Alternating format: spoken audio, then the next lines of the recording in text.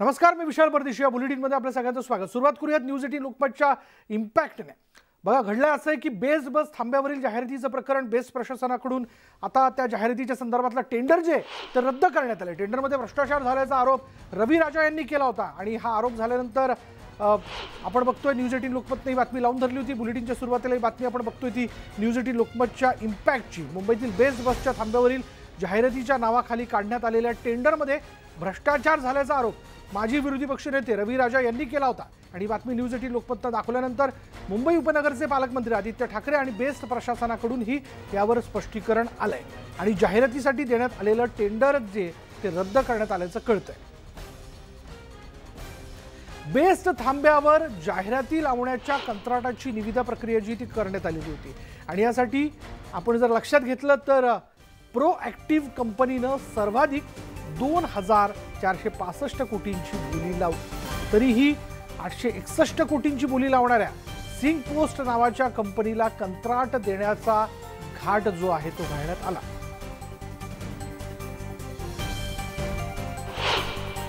वीस वर्ष बघा, त्यामध्ये 2400 कोटीच्या उत्पन्न या माध्यमातून मिळणार होते.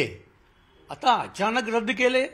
याचे स्पष्टीकरण बेस्ट माझ्याकडे असं आहे की द्यायला पाहिजे आणि कुठे ना कुठे जे माझ्या मी बोललेलं आहे ते असा अर्थ निघत आहे की H2ला कसा या नियमामध्ये बसू शकत आहे, त्याला परत टेंडरमध्ये कसा त्याला टेक्निकलमध्ये काय यामध्ये कसा त्याला आणण्याचे काम बेस्ट प्रशासन करत आहे असा माझा या निमित्ताने ठाम आरोप आहे. सर, बेस्टच्या एका टेंडरच्या बाबतीत असाच एक भ्रष्टाचार समोर आलेला आहे की जाहिरातीच्या बस थांब्यांवरती देणं अपेक्षित होतं, त्यासाठी कमी किमतीचं टेंडर हे मंजूर झालेलं आहे. अजूनही कुठचंही टेंडर मंजूर झालेलं नाहीये ना कुठेही टेंडर अवॉर्ड झालेलं आहे. म्हणून मला वाटतं जे आरोप करतात त्यांनी थोडी माहिती घ्यावी आणि त्याच्यावर बोलावं. सदर बातमी पूर्णपणे चुकीची असून त्यामध्ये काहीही तथ्य नाही.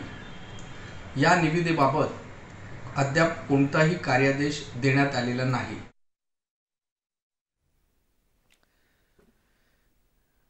आणि याच विषयी आपण बोलणार आहोत आमच्या प्रतिनिधी सुष्मिता भदाणे या सगळ्या घडामोडींवरती लक्ष ठेवून. सुष्मिता, ते म्हणतात की सदर बातमी खोटी आहे, यात काही तथ्य नाही आहे, तसंही काही काम कोणाला देण्यात आलेलं नाही, याचं कंत्राट देण्यात आलेलं नाही आहे. आणि रवी राजा जे म्हणतायत की अधिकचं उत्पन्न मिळणार होतं 2000 कोटींच्या वरती, त्यांना खरं तर हे कंत्राट द्यायला हवं होतं, पण जी लोक 845 कोटीची बोली लावत होती त्या कंपनीला मात्र हे कंत्राट देण्याचा घाट घातला गेला. नेमकं काय? खरं तर या संपूर्ण प्रकरणामध्ये 3 टेंडर हे समोर आलेले होते.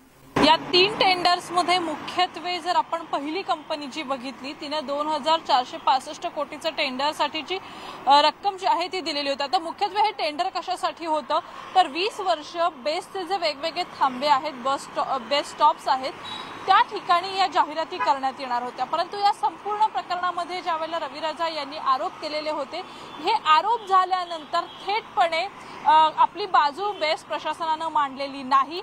टेंडर दिल्यानंतर वर्क ऑर्डर निघते, म्हणजेच काय तर सुरुवातीला टेंडर मंजूर होतं आणि त्यानंतर कामासाठीची परवानगी ही अधिकृतपणे दिली जाते.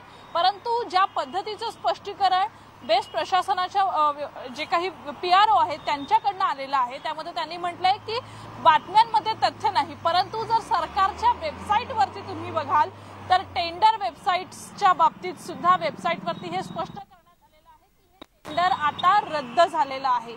ज्या पद्धतीचा प्रश्न आम्ही ठाकरे यांना त्यावेळेला त्यांनी म्हटलं की अशा पद्धतीचा टेंडर निघालेलं नाही.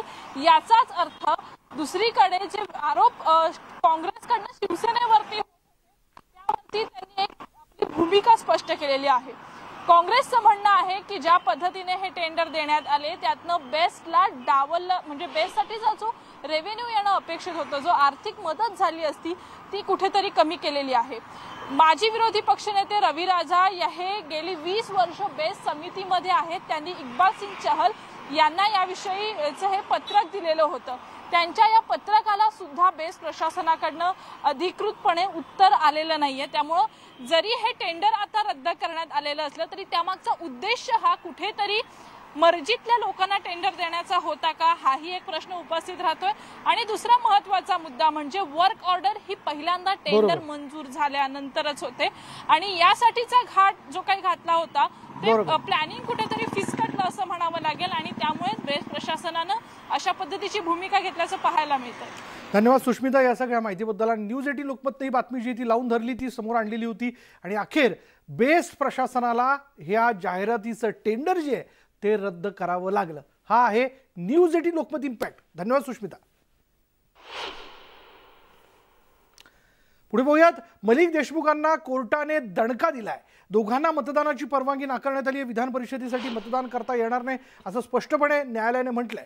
मलिक आणि अनिल देशमुखांना मतदानाची परवानगी मिळणार नाहीये, विधान परिषदेसाठी मतदान करता येणार नाही असं न्यायालयाने स्पष्ट केलेलं आहे। त्या संदर्भातली याचिका जी आहे ती न्यायालयामध्ये दाखल करण्यात आलेली होती आणि अखेर राज्यसभेच्या मतदानाच्या हक्कानंतर म्हणजे ते तर त्यांना त्याबद्दलही त्यांना परवानगी नाकारण्यात आली, पण न्यायमूर्ती निजामुद्दीन जमादार यांनी त्यांच्या याचिकेचा अर्ज तो फेटाळलाय। आणि याच विषयी भाजप नेते किरीट सोमय्या बोलतात, थेट जाऊयात तिथे। संजय राऊत मध्ये हिम्मत असेल ना, हिम्मत, तर त्यांनी कोर्टाला जाऊन सांगावं की तुमच्या तोंडाला काळं लावा, टाळही लावा नाही का, आहे का हिम्मत? उगाच नौटंकी करायची आणि बाहेर स्टेटमेंट करत बसायचे। 6 आमदाराला विकत घेणाऱ्या ते ज्यावेळी मतं फुटली त्यावेळी म्हणतात दिखा देंगे। याला लागूनच प्रश्न आहे, ज्यावेळी कोर्टाचे असे निकाल येतात किंवा काही गोष्टी होतात त्यावेळी महाविद्यालयाचे अनेक लोक थेट कोर्टाच्याच प्रक्रियेवर प्रश्नचिन्ह निर्माण करताना अनेकदा दिसते। मग ती केंद्रीय यंत्रणा राबवून कोर्ट देखील मॅनेज होते काय, असा त्यांच्या सगळ्या बोलण्याचा एक ओघ असतो। याला कसं बघताय, आजच्या निर्णयात देखील अशाच पद्धतीने बचाव केला जातो? नाही, काय झालंय ना, आजपर्यंत मुंबई महापालिकेत अनेक वर्ष उद्धव ठाकरे आणि या माफिया सेनेनी माफियागिरीत मुंबईत चालवली होती। त्याला आता आवाज देण्याची सुरुवात झाली आहे आणि न्यायालय त्यावेळेला न्यायाच्या बाजूने उभे राहते। म्हणून यांची जी माफियागिरी, दादागिरी, गुंडगिरी याला उत्तर मिळतोय। म्हणून आधी त्यांनी ईडीला, नंतर सीबीआयला, आता हायकोर्ट आणि सुप्रीम कोर्टाला तर भीती वाटते त्यांना की विधान परिषदेत गोंधळ झाला तर मुख्यमंत्री पदाची खुर्ची राहणार का? ओके, मला वाटतं का की गोंधळ होईल विधान परिषदेच्या निवडणुकीमध्ये आणि मुख्यमंत्र्यांच्या खुर्चीला धोका येईल विधान परिषद निवडणुकीत? आता असं आहे की मी जसं सांगितलं की राज्यसभेत नाक कापलं गेलं, आता ठाकरेंना वाटतं की कपडे उतरवले तुम्ही कुठे जाणार? आमदार काहीही करू शकतात। मला फक्त एवढंच विधान करायचं आहे, आमदार आपला मताचा व्यवस्थित विचार करून निर्णय देणार। यावेळी त्यांना संजय राऊत यांच्याकडून नावं फुटणार अशी धमकी गरजच पडणार नाही, कारण की व्हीपला मत दाखवण्याची गरज नाही आहे। आणि म्हणून या 2 मतं कमी झाल्यानंतर आणखीन 2 आमदारांना, जे उभे राहिलेल्या उमेदवारांची झोपमोड झाली आहे। तर किरीट सोमय्या वेगवेगळ्या मुद्द्यांना घेऊन या ठिकाणी भाष्य करताना दिसत होते। संजय राऊतांना थेट त्यांनी ते न्यायालयाबद्दल जर बोलत असतील तर त्यांनी थेट न्यायालयाला जाऊन सांगावा की तोंडाला कुलूप लावा, अशी त्यांच्यात हिंमत आहे का असं सांगण्याची, असं देखील त्यांनी म्हटलं। आणि राज्यसभेमध्ये जी मतं फुटली त्याला कोण जबाबदार याचा देखील विचार महाविकास आघाडी सरकारने करावा, अशी देखील टीका त्यांनी केली। पुढे बघूयात, राज्यसभा निवडणुकीत काँग्रेसनं शिवसेनेला दगा दिला असा आरोप जो आहे तो आशिष शेलार यांनी केलेला आहे। काँग्रेस एनसीपी शिवसेनेला पाहण्यात पाहते अशी टीका देखील आशिष शेलार यांनी केली। भाजपकडून कधीही सेनेला चुकीची वागणूक मिळाली नाही।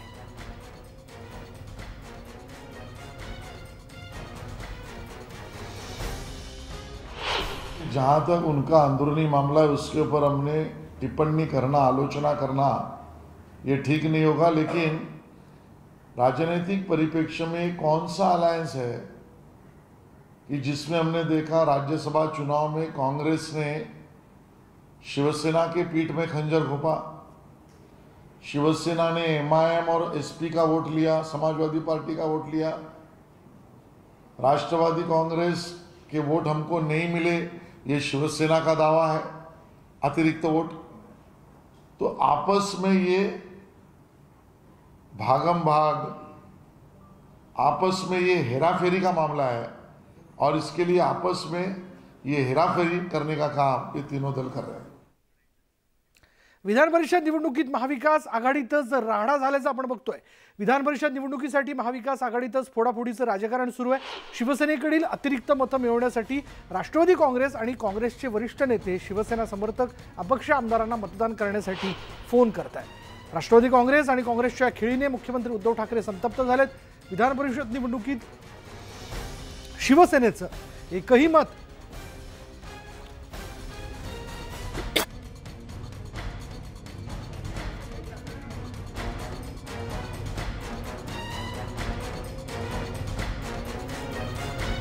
तर शिवसेनेचं एकही मत राष्ट्रवादी काँग्रेस आणि काँग्रेसच्या उमेदवारांना मिळणार नाही असं स्पष्टपणे सांगण्यात आलेलं आहे।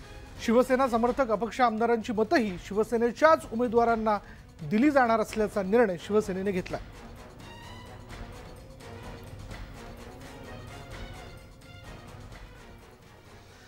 आणि त्यातच आता विधान परिषद निवडणुकीच्या पार्श्वभूमीवर काँग्रेस नेत्यांनी आज उपमुख्यमंत्री अजित पवारांची भेट घेतली। त्यांच्या देवगिरी बंगल्यावर काँग्रेसचे ज्येष्ठ नेते बाळासाहेब थोरात आणि अशोक चव्हाण यांनी हजेरी लावली। या तिन्ही नेत्यांमध्ये तब्बल अर्धा तास चर्चा पार पडली आणि या बैठकीत काँग्रेसचा दुसरा उमेदवार निवडून आणण्यासाठी मतांची जुळवाजुळव करण्याबाबत चर्चा पार पडल्याची माहिती आहे। त्यामुळे आता काही मतांची कमतरता असल्या कारणाने काँग्रेस राष्ट्रवादी काँग्रेस आता आपल्या उमेदवारांसाठी मतांची बेगमी करण्याकरता त्याची जुळवाजुळव करण्याकरता बैठका घेताना दिसते। यामध्ये सगळ्यात जास्त त्यांचं लक्ष जे आहे ते अपक्ष आमदारांवरती आहे, कारण गेल्या वेळी अपक्ष आमदार जे राज्यसभेच्या निवडणुकीत फुटले ते पुन्हा फुटू नये या दृष्टीने त्यांचे प्रयत्न असणार आहेत। त्या अनुषंगाने आपण बघतोय आता बैठकांचं सत्र जे ते सुरू झालेलं आहे। नेमकी मोर्ची बांधणी कशी असावी, कोणी कोणाला संपर्क करावा किंवा कशा पद्धतीने आपल्या बाजूने ही मतं फिरवता येतील याविषयी चर्चा केली जाते।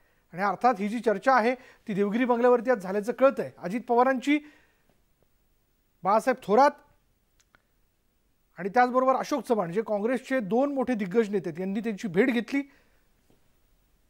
आणि अजित पवारांची भेट घेतल्यानंतर या भेटीत त्यांनी याबद्दल निश्चितपणे चर्चा केली असणार।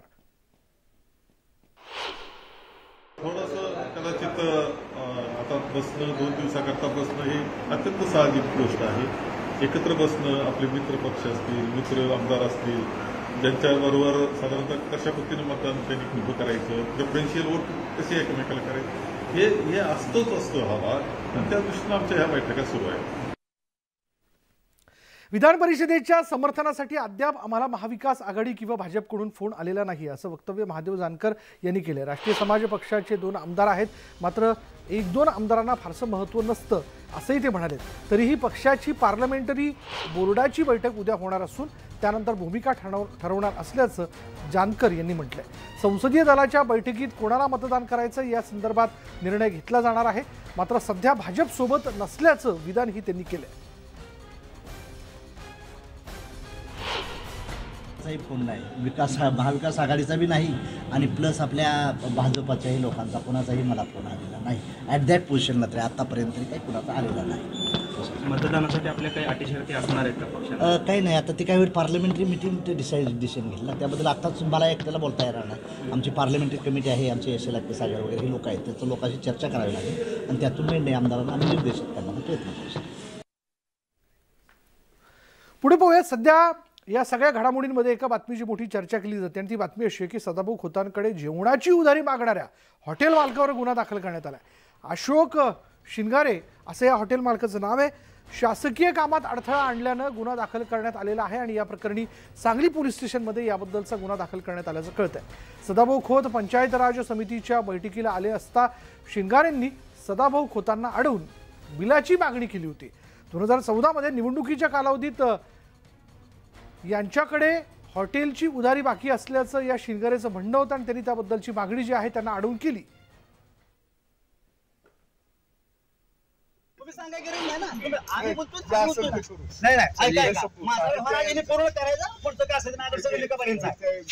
सागरला सगळा विषय माहिती शंभू विचारला काय नाही तुम्ही लोकेशन मध्ये आता माझ्या तालुक्यातील माणसं माझ्या सोडू नका. ऐका साहेब ऐका माझ्या तालुक्यातील काय असेल ते तुम्ही सांगायची गरज नाही ना. आम्ही बोलतो नाही ऐका महाराजांनी पूर्ण करायचं पुढचं काय असेल माझ्या सगळं लिखापर्यंत ह्याला सागरला सगळा विषय माहिती शंभू विचारला काय नाही तुम्ही लोकेशन मध्ये आता माझ्या तालुक्यातील माणसं माझ्या सोडू नका. ऐका साहेब ऐका माझ्या तालुक्यातील काय असेल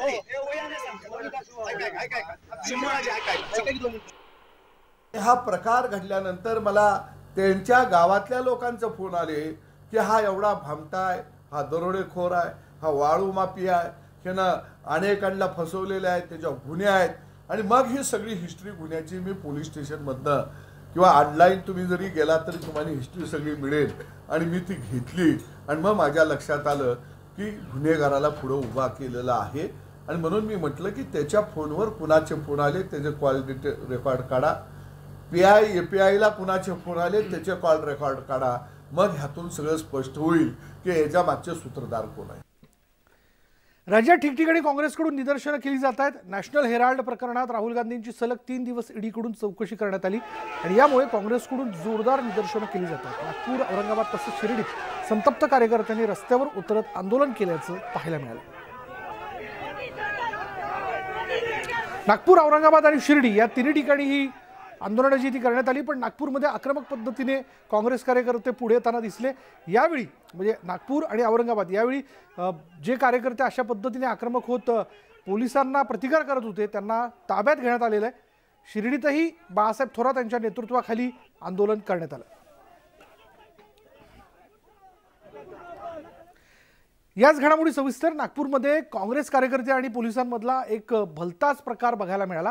पोलिसांनी लावलेले बॅरिकेड्स ढकलून पुढे जाण्याचा प्रयत्न आंदोलक करत असतानाच काही आंदोलक बॅरिकेड्सवर चढले. एकीकडून इतर आंदोलक त्याला ढकलत होते तर दुसरीकडे पोलिसांची फौज त्या आंदोलकाला ढकलत होती. असा बराच वेळ खेळ चालल्यानंतर अखेर हा आंदोलक पोलिसांच्या बाजूने खाली रस्त्यावर पडला. तर दुसरीकडे अशाच आणखी एका आंदोलकाला पोलिसांनी ओढत गेटच्या बाहेर नेऊन सोडलं. हे जे युथ काँग्रेसचे जे महासचिव आहे बंटी शेळके आहे आपण त्या दृश्यामध्ये बघतो. सोबत इतर युथ काँग्रेसचे हे सदस्य हे थेट दृश्य आहे कशा प्रकारे आणि काँग्रेसचा पदाधिकारी काही झालं तरी हे बॅरिकेड्स क्रॉस करून पुढे जायचं किंवा ओलांडून पुढे जायचं या निर्धाराने खरं तर बॅरिकेड्सवर चढलेलं होतं. एकीकडनं कार्यकर्ते त्याला पाठीमागून ढकलत होते तर दुसरीकडनं समोरच्या बाजूने पोलीस त्यांनी या बाजूला येऊ नये या दृष्टीने प्रयत्न करत होते. पण अखेर हा कार्यकर्ता जो आहे तो खाली पडला आणि या पोलिसांनी त्याला त्वरित ताब्यात घेतलं. अशाच प्रकारे काही कार्यकर्त्यांना इथे ताब्यात घेण्यात आल्याचं बघायला मिळालं. नागपूरमधली दृश्य आहेत आणि नागपूरमध्ये काँग्रेसचे कार्यकर्ते अशा प्रकारे जिल्हाधिकारी कार्यालयासमोर आक्रमक होताना बघायला मिळाले. म्हणून पोलिसांना नाईलाजास्तव कारवाई करावी लागली. खेचत नेत या सगळ्या कार्यकर्त्यांना ताब्यात घ्यावं लागलं.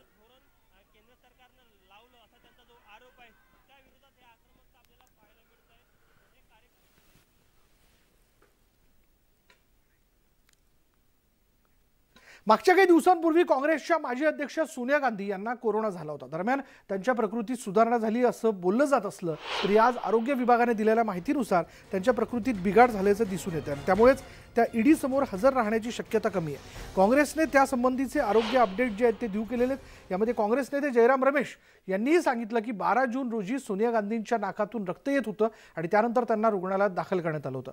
सध्या सोनिया रुग्णालयातच आहेत. दिल्लीच्या गंगाराम या रुग्णालयात त्या सध्या उपचार घेतात. त्यांची प्रकृती स्थिर असल्याचंही सांगण्यात आलंय.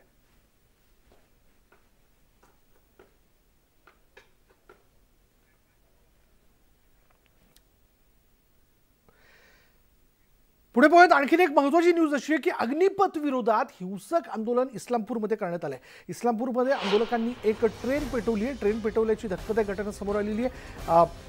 बिहारमध्ये देखील काही ठिकाणी आपण बघितलं तर आंदोलक आक्रमक झालेले त्यांनी देखील तिथं ट्रेन पेटवल्याचं आपण पाहतोय. पण आता बिहारमधल्याच इस्लामपूरमध्ये देखील अशाच प्रकारे ट्रेन पेटवण्यात आलेली आहे. वारंवार बिहारमध्ये या घटना ज्या त्या वेगवेगळ्या स्टेशनवरती होताना दिसत आहेत. अग्निपथाच्या निर्णयाबद्दल म्हणजे लष्कराच्या भरतीत वयोमर्यादेचा जो काही निर्णय घेण्यात आलेला आहे त्याला विरोध म्हणून आता ठिकठिकाणी ही निदर्शनं जी आहेत ती केली जातात. आणि उत्तरेत बिहारमध्ये तर वेगवेगळ्या स्टेशनवर ही निदर्शनं होताना आपण बघतोय. काही तरुण जे आहेत ते ट्रेनचे डब्बे पेटवून देतात. आणि बिहारमधला इस्लामपूरमध्ये देखील असा हा प्रकार जो आहे तो घडलेला आहे. त्याची दृश्य आपण बघतोय कशा प्रकारे ही ट्रेन पेटवून देण्यात आली बघा. त्यामुळे आता ही होणारी आंदोलनं कशी थांबवायची एक मोठं आव्हान जे आहे ते सगळ्यांसमोर आहे. अल्पकालीन सैन्य भरतीसाठी केंद्र सरकारने जाहीर केलेल्या अग्निपथ योजनेविरोधात तरुण रस्त्यावरती उतरले असून आंदोलनं करतात. लष्करात भरती होऊ इच्छिणाऱ्या तरुणांच्या आंदोलनाला हिंसक वळण मिळालंय. सर्वाधिक आक्रमक आंदोलन हे बिहार आणि उत्तर प्रदेश राज्यांमध्ये पाहायला मिळते. बिहारमध्ये बेतिया इथल्या आंदोलकांनी राज्याचे उपमुख्यमंत्री आणि भाजप नेते रणू देवी यांच्या घरावरच हल्ला केलाय. या आंदोलक तरुणांनी थेट जाळपोळ दगडफेक करत तोडफोड केली.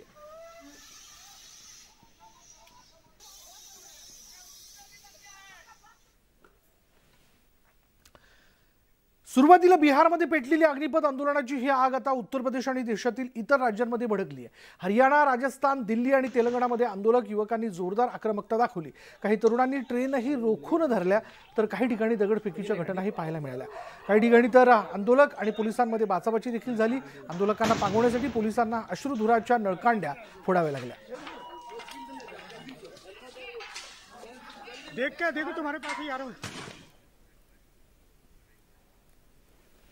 यानंतर इथं वेळ झाली की ब्रेकची. ब्रेक घेऊयात. पहा फक्त न्यूज 18 लोकमत.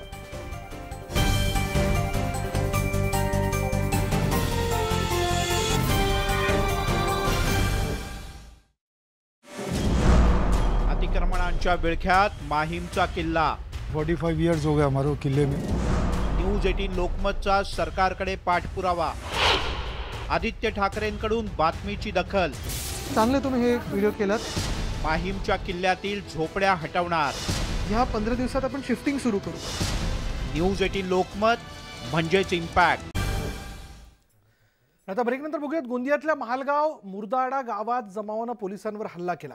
अवैध वाळू वाहतूक करणारा टिप्पर आणि ट्रॅक्टर अपघातात ट्रॅक्टर चालकाचा मृत्यू झालेला आणि या अपघाती मृत्यूमुळे गावकऱ्यांमध्ये संताप निर्माण झाला. गावकऱ्यांनी अपघातात मृत झालेल्या ट्रॅक्टर चालकाचा मृतदेह गावातल्या बाजारातील रस्त्यावर ठेवून आंदोलनाला सुरुवात केली आहे. आंदोलकांना नियंत्रणात आणण्यासाठी पोलीस घटनास्थळी दाखल झालेत पण जमावानं पोलिसांवरच हल्ला केला. हल्ल्यात पोलीस निरीक्षक प्रतापराव भोसले जखमी झालेत. जमावातल्या एकानं त्यांची सर्व्हिस रिव्हॉल्वर ही हिसकावण्याचा प्रयत्न केला.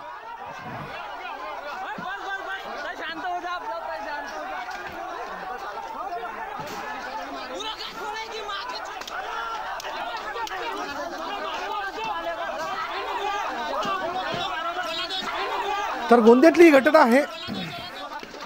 या घटनेबद्दल जर सविस्तर जाणून घ्यायचं झालं तर असं कळतंय की गोंदियातल्या महालगाव मुरदाडा गावात जमावानं पोलिसांवर हल्ला केलाय. अवैध वाळू वाहतूक करणारा टिप्पर आणि ट्रॅक्टर अपघातात ट्रॅक्टर चालकाचा मृत्यू झाला आणि अपघाती मृत्यूमुळे गावकऱ्यांमध्ये संताप होता. गावकऱ्यांनी अपघातात मृत झालेल्या ट्रॅक्टर चालकाचा मृतदेह गावातल्या बाजारातील रस्त्यावर ठेवून आंदोलनाला सुरुवात केली. आंदोलकांना नियंत्रणात आणण्यासाठी पोलीस घटनास्थळी दाखल झाले.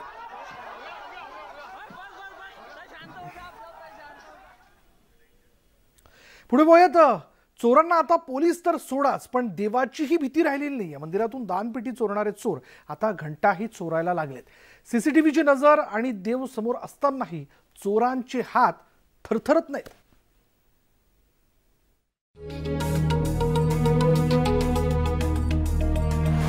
विघ्नहर्त्या गणेशासमोरच विघ्न आले. भक्तांना तारणाऱ्या गणेशाच्या मंदिरात चोरांनी प्रवेश केला. भोकरदन तालुक्यातील पिंपरी फाटा परिसरातील मंदिरात दिवसाढवळ्या चोर शिरला. दानपेटीकडे दुर्लक्ष करून त्यानं थेट घंटेकडे मोर्चा वळवला. चोरानं हातोडीचे 3 प्रहार करून घंटेची कडी वाकडी केली. त्यानंतर चोर बाहेर गेला. काही क्षणातच तो त्याच्या 4 साथीदारांसोबत आत आला आणि घंटा एका पिशवीत टाकून त्यांनी पोबारा केला. यांना पकडून यांच्यावर जास्तीत जास्त मोठी सजा करा, कारण मंदिराची जवळजवळ 7वी-8वी वेळेस ही आता चोरी करण्याची. ह्यावेळेस चोर आमच्या कॅमेऱ्यात कैद झाले आणि आम्ही ते पोलीस स्टेशनला दिले. प्रशासनाला कळकळीची विनंती आहे पोलीस प्रशासनाला की हे चोर तात्काळ पकडून त्यांना कडीची कडी मोठी सजा द्या. मंदिरातील दानपेटी फोडून चोर पैसे लांबवतात. मात्र या चोरांचा पैशांपेक्षा जास्त भरोसा घंटेवर आहे का, असा प्रश्न निर्माण झालाय. तर दुसरीकडे सीसीटीव्हीच्या आधारे पोलिसांनी तपास सुरू केलाय. विजय कमळे पाटील, न्यूज 18 लोकमत, जालना. पुढे बघत पुणेकरांनो सावधान, कारण सीसीटीव्हीच्या माध्यमातून हेल्मेट न वापरणाऱ्या 5 लाख पुणेकरांवर कारवाई करत तब्बल 23 कोटींचा दंड ठोठावण्यात आलेला आहे. आणि त्यामुळे हेल्मेट ठिकाणावर नसणं पुणेकरांना चांगलंच महागात पडतंय.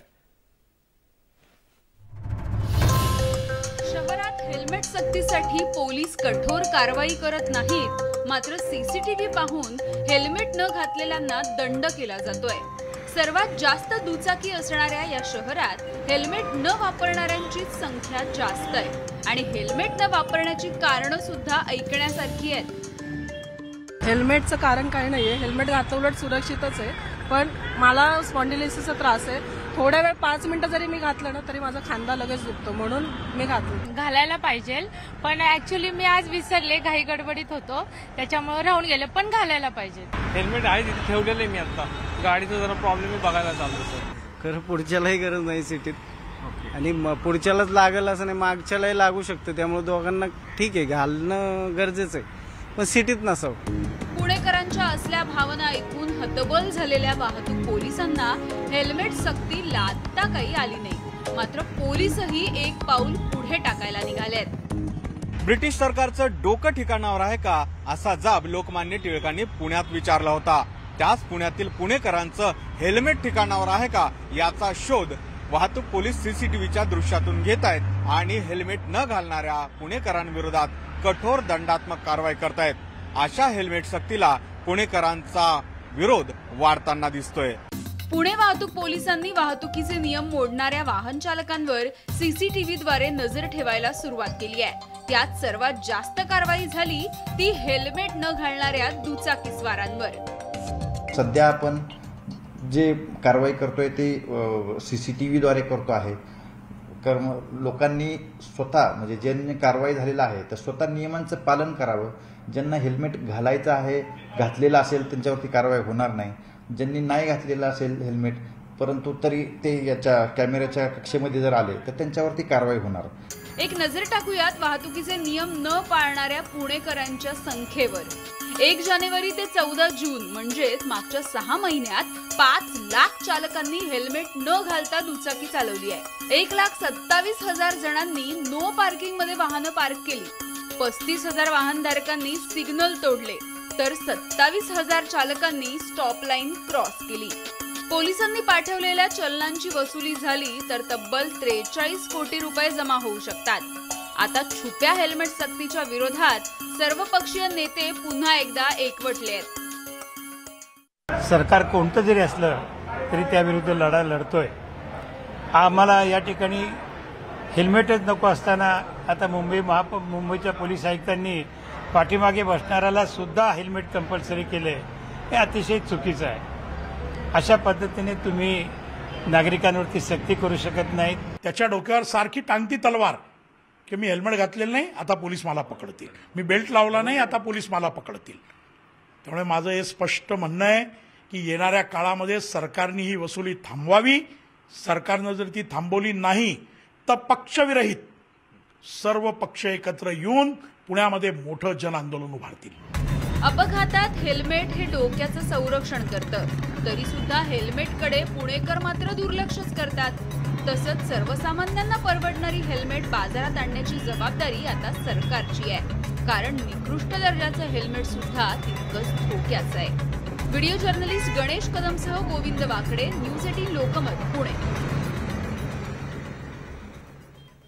बोगस नोंदणी आणि ती सुद्धा बुलढाण्याच्या आरटीओ मध्ये सुरू असल्याचा प्रकार उघड झाला आहे. तब्बल 34 वाहनांची बोगस नोंदणी झाल्याची कबुली खुद म्हणजे सुद्धा न्यूज 18 लोकमतच्या छुप्या कॅमेऱ्यात कैद झाली आहे. बुलढाणा आरटीओ कार्यालयात वाहनांच्या बोगस नोंदणी प्रकरणी कर्मचाऱ्यांचं लॉगिनच बंद करण्यात आलंय. या प्रकरणी एक कार सुद्धा ताब्यात घेण्यात आली। सहाय्यक प्रादेशिक अधिकारी गोपाळ वारोकर यांनी कॅमेऱ्याच्या समोर बोलण्यास नकार दिला, पण त्यांनी दिलेली कबुली छुप्या कॅमेऱ्यात मात्र कैद झाली। कुठल्याही गाडीला कुठला नंबर देत आहे? कागदाचा हेरफेर, फोर व्हीलरला टू व्हीलरचा देता येतो, टू व्हीलरला फोर व्हीलरचा देता येतो, फी भरून आहे तेवढी, एक स्पेसिफिक शासनाची फी तेवढी भरून देता येतो, असं काय नाही। फक्त त्याच्यामध्ये ह्या 34 वाहनांमध्ये ऑफलाईन मधील नोंदणी भासवून विविध 34 चारचाकी गाड्यांच्या कागदपत्रांची तपासणी न करताच ऑनलाईन नोंदणी करण्यात आली। देशमुख, जोगेवार आणि खोब्रागडे या कर्मचाऱ्यांचं लॉग इन त्यामुळे बंद करण्यात आलंय। उपप्रादेशिक परिवहन अधिकारी प्रसाद गाजरे यांनी ही कारवाई केली। परिणामी उपप्रादेशिक कार्यालयातील कर्मचारी आणि दलालांमध्ये एकच खळबळ उडाली आहे। बुलढाणा जिल्ह्यामध्ये आरटीओ विभागात 34 गाड्यांची बनावट नोंदणी झाल्या असल्याचा धक्कादायक प्रकार समोर आलाय। ऑफलाईन नोंदणी भासवत ऑनलाईन पद्धतीने ही संपूर्ण नोंदणी या ठिकाणी करण्यात आलेली आहे। ज्या नोंदण्या ज्या आहेत त्या संपूर्ण नोंदण्या बनावट असल्याचं या ठिकाणी आता समोर आलंय। MH28 AJ ही सिरीज ट्रॅक्टरसाठी असताना दलालांच्या मदतीनं या सिरीज मधले काही नंबर इतर वाहनांना देण्यात आले आहेत। या प्रकरणी वाहनाच्या मालकांना सुद्धा चौकशीसाठी बोलावण्यात आलंय। आरटीओ विभाग पुन्हा एकदा चर्चेत सापडलाय। या तिन्ही कर्मचाऱ्यावर आता आरटीओ विभागाचे वरिष्ठ अधिकारी नेमकी काय कारवाई करतात आणि बनावट नोंदणी झालेल्या गाड्यांची कशी तपासणी करतात हे पाहावं लागणार आहे। राहुल खंडारे, न्यूज 18 लोकमत, बुलढाणा। यानंतर बघूयात पुण्यात PMPच्या ड्रायव्हर आणि कंडक्टरनं मोठं समाजभान दाखवलंय। रात्री 12 वाजता शेवटच्या प्रवासी महिलेच्या सोबत निर्जन बस स्थानकावर कोणी दिसलं नाही म्हणून थांबण्याचा निर्णय घेतला। त्यांच्या या कृतीचं सर्व स्तरातून कौतुक होत आहे।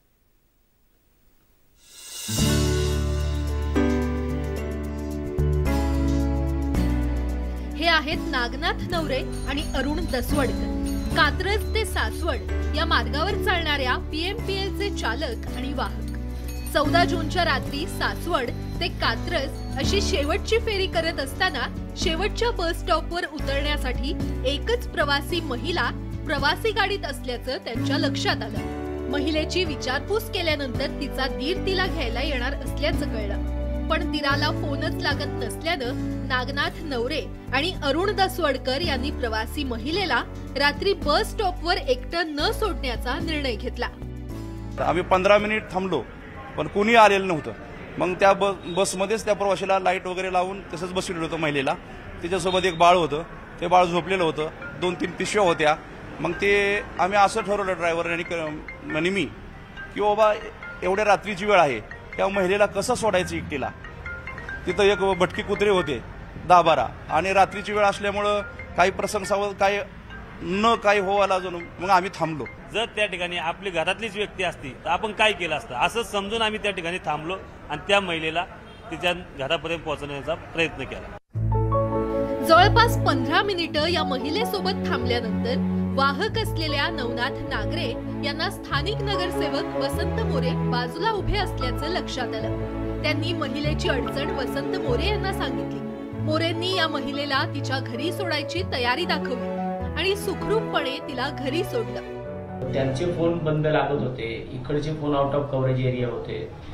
मग मी घरी नेलं, घरी सोडल्यानंतर पण दरवाज्यातनं आतमध्ये जेव्हा ते गेल्या त्यांचा मी फोटो सुद्धा काढला की तो माझ्या सेपर साईड साठी होता की उद्या माझ्या गाडीमध्ये जाताना कुणी पाहिलं होतं। त्यांना घरी सोडलं, मी त्यांना विचारलं ताई एक फोटो काढू का तुमचा? ते म्हणलं हो काढा। ज्या प्रकारे नागनाथ नवरे आणि अरुण दसवडकर यांनी कर्तव्य पार पाडतानाच माणुसकीचं जतन केलं ते खरेच कौतुकास्पद आहे।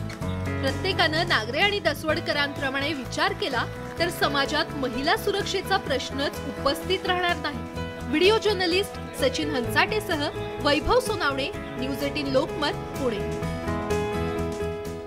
कामचुकार शिक्षकाची बीडमध्ये कामचुकार शिक्षकाच्या बदलीसाठी गावकऱ्यांनी आक्रमक होत आंदोलन केले आणि यावेळी संतप्त गावकऱ्यांनी जिल्हा परिषदेच्या शाळेला टाळं ठोकले। पालकांनी शाळेच्या गेटबाहेरच विद्यार्थ्यांची शाळा भरवली आहे। बीड जिल्ह्यातील माजलगाव तालुक्यातील मनोरवाडीत ही घटना घडली आहे। शिक्षक शाळेत वेळेवर येत नसून मुलांना शिकवत नाहीत, सतत गैरहजर असतात। या संदर्भात प्रशासनाकडे तक्रारी केल्या होत्या आणि तक्रारी करूनही बदली होत नसल्याने पालकांनी आंदोलन केलं। आमच्या शाळा ह्या 15 तारखेला सुरू झालेल्या आहेत. आम्ही 13 तारखेपासून शाळेवर रेग्युलर सर्व शिक्षक रेग्युलर आहोत. प्रत्येक शिक्षक हा शाळापूर्व तयारी करत होता. तसेच पहिलीचे ॲडमिशन घेण्यासाठी घरोघरी शिक्षक फिरत होते. ह्यांनी अचानक 13 तारखेला ऑफिसला निवेदन दिलेलं आहे की शिक्षक उशिरा येतात म्हणून, आणि त्यातील माझं आणि वाघमारे सरांना बदलून दुसरे शिक्षक द्यावेत असं त्यांचं म्हणणं आहे. आमचं याबाबत कुठलंही म्हणणं आहे. आमचे शिक्षक आजही यांनी ज्यावेळेस आम्ही मध्ये बसलो तेव्हा त्यांनी बाहेरून गेटला कुलूप लावून उपोषणाला बसलेले आहे. शाळाची संख्या 162 आहे. तर आता 20-30 गेलेले त्यांना फक्त एक शिक्षकामुळे चालल्या तिथल्या टीचर. शिक्षक 2-3 शिक्षक असे आहेत की शाळेवरच येत नाहीत, आले की लगेच निघून जातात. आणि एक शिक्षक त्यांनी 1000 रुपये होते दिली, कोण त्याला ते जमतच नाही. शिक्षकाचं नाव काय? पिऊन येतात वाघमारे. त्यांची आम्ही मागे तक्रार केली 6 महिन्याखाली, त्याच्यावर काहीच ॲक्शन नाही घेतली. शिक्षण अधिकाऱ्यांनी नाही घेतली आणि बरोबर बाकीच्यांनी नाही. तुमची काय मागणी काय? आमची मागणी की 2 शिक्षक आम्हाला बदलून द्यावेत, तरच शाळा चालू होईल. शाळेला डायरेक्ट कुलूपच लागणार आजपासून. पुढे बघा बातमी कोल्हापुरातील आजऱ्यात एक अजब घटना घडली. शिक्षणासाठी आलेले विद्यार्थी झाडाखाली आणि जनावरं वर्गखोल्यांमध्ये बसल्याचं पाहायला मिळालं.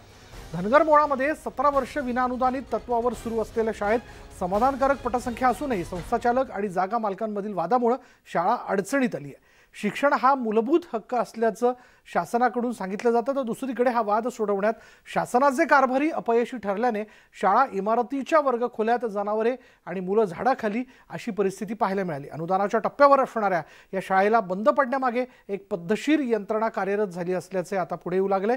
शासनातील कारभारी या विद्यार्थ्यांना न्याय मिळवून देणार की ही शाळा बंद पाडण्यासाठी हातभार लावणार, याकडे आता तालुकावासियांचं आणि त्याचबरोबर शिक्षण क्षेत्रातील मान्यवरांचं लक्ष लागलंय.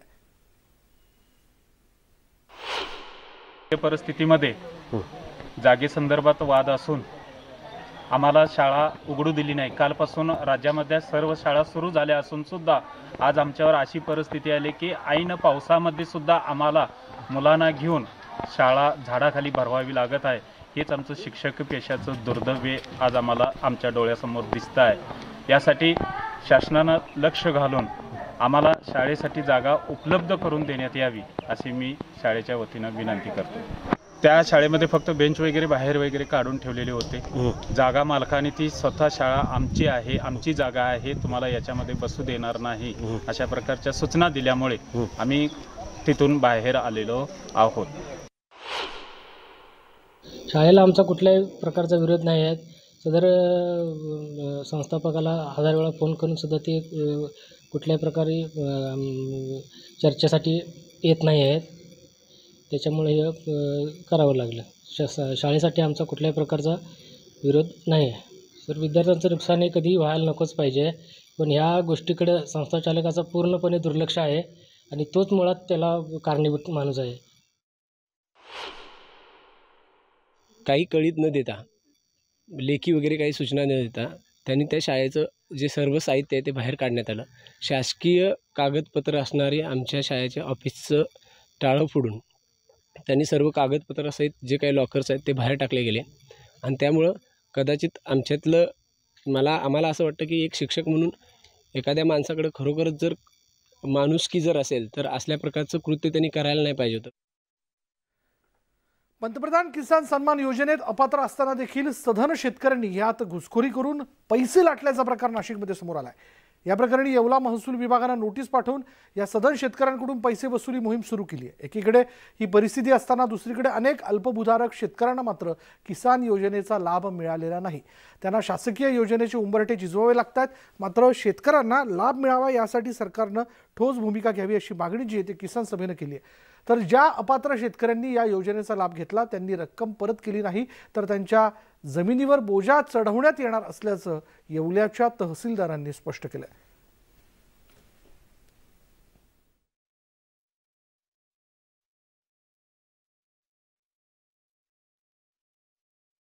एक वर्ष भेटले, त्याच्यानंतर 2020 पासून बंद झाली. का बंद? काय भेटतच नाही. ते नांदगावला गेलो, नांदगाववाले म्हणतात आपल्याकडे महसूलवाल्याकडे जा, ते म्हणते कृषीवाल्याकडे जा, पण काय भेटतीच नाही. ते मी PM किसानचा फॉर्म भरलेला होता, परंतु मला अद्याप एक रुपया पण नाही मिळाला. किती एकर जमीन आहे तुमची? साधारण अर्धा एकर जमीन आहे. पाहूयात पुढे. पुण्यातील आंबील ओढा पुराच्या कटू आठवणी पुणेकर अजूनही विसरलेले नाहीत आणि त्यातच प्रशासनाने बिल्डरच्या फायद्यासाठी या आंबील ओढ्याच्या थेट सरळीकरणाचाच घाट घातला. मात्र या कामाला कोर्टाकडून स्थगिती मिळाली. या आंबील ओढ्यातली पावसाळी कामं आजही अर्धवट अवस्थेत आहेत. त्यामुळे उद्या समजा पूर आला तर काय, हा यक्ष प्रश्न इथल्या पूरबाधितांसमोर आवासून उभा आहे.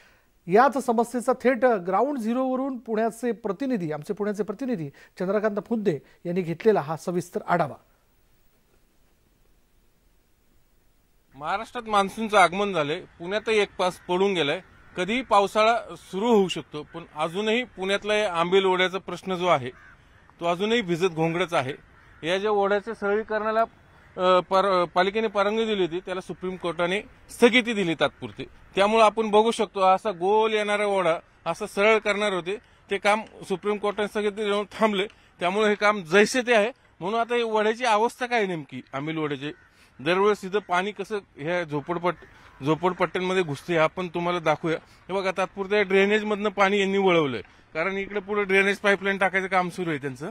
महापालिकेचे ठेकेदारीचं काम करतोय म्हणजे सगळं पाणी इथनं वळवलंय. उद्या जर पूर आला, मोठा पाऊस झाला 100 मिनिटवर, तर पुन्हा हे पाणी ड्रेनेजमधनं जाणार आहे का? पुन्हा हे आणि त्यात हे सगळा गाळ तसंच पडलाय. गाळ काढलाच नाही, कारण सरळीकरण करायचं म्हणून ह्या आंबील ओढ्यातला गाळ काढलाच नाही. म्हणून हे काम असंच अधुरं नाही. हे सगळ्या झोपड्या आहेत ना, याच्यात कधीही पाणी घुसू शकतं, ही भीती ह्या रहिवाशांची. रहिवाशी आता आपल्यासोबत जोडले जातील, आपण त्यांनाच विचारूया ते कसं जीव मुठी धरून राहतात तिथं. कारण आंबील ओढ्याचं 4-5 वर्षापूर्वीचा पूर उभ्या महाराष्ट्राने बघितलेला आहे. कित्येक लोक दगावलेले याच्यात, कित्येकांचे संसार उघड्यावर आले, पण अजूनही प्रश्न जैसे तेच आहे. मग याला जबाबदार कोण, प्रशासन की निष्क्रिय सत्ताधारी? ह्याला जबाबदार पुणे महानगरपालिका. आमचं किती 2-3 वर्ष झालं पूर आल्यापासून पुनर्वसन चाल ढकल चालली आहे सारे पुणे महानगरपालिका.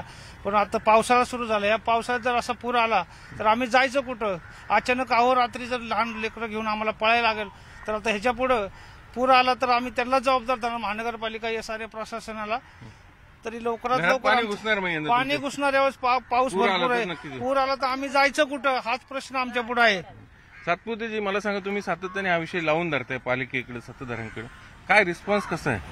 आता बघा, हा प्रश्न जे पाणी मला वाटतं 2019-20च्या दरम्यान इथं पाणी आलेलं होतं आणि इथं जो एक 50-60 कुटुंब आहेत यांना 3 महिने महानगरपालिकेच्या शाळेत ठेवलं होतं आणि त्याच्यानंतर त्यांना काय घरं दिली नाही शेवटपर्यंत. म्हणजे एसआरने पुनर्वसन झालंच नाही, पुनर्वसन झालं नाही. एसआरने हात वर केले, परत ह्यांना पत्र्याची शेड टाकून परत ही लोक गेले 2 वर्षापासून इथं राहत आहेत.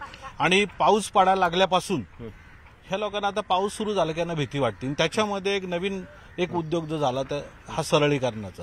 ह्याच्यामध्ये हायकोर्टमध्ये गेलेले होते सरळीकरणात लोक, त्या हायकोर्टने त्यांना स्थगिती दिली, परत स्थगिती उठवली, मग सुप्रीम कोर्टात गेले, सुप्रीम कोर्टाने पण स्थगिती दिली. पण हा सरळीकरणाचा जो विषय हा आपण वेगळा ठेवू. पण ही लोक एसआरए आणि महानगरपालिकेशी सातत्याने भांडतात. त्याच्यामध्ये बिल्डर पण आहे, नाईक नवरे बिल्डर आहे त्याच्यामध्ये.